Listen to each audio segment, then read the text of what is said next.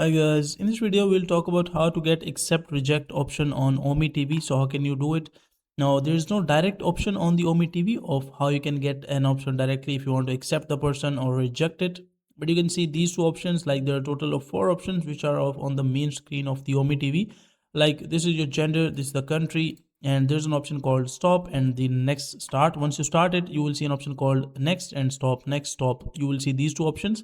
So next means you want to skip the person that you're talking to currently, and stop means you just want to cut down and come back to this home interface or the home page of OMI TV. So basically you will see the option called the next, which means that you can skip the person if you don't want to talk to. Like there is an option called next, but you can say there's no direct option of accepting or rejecting it. But once connected or before after connecting a few seconds, you can just directly skip the person from this button.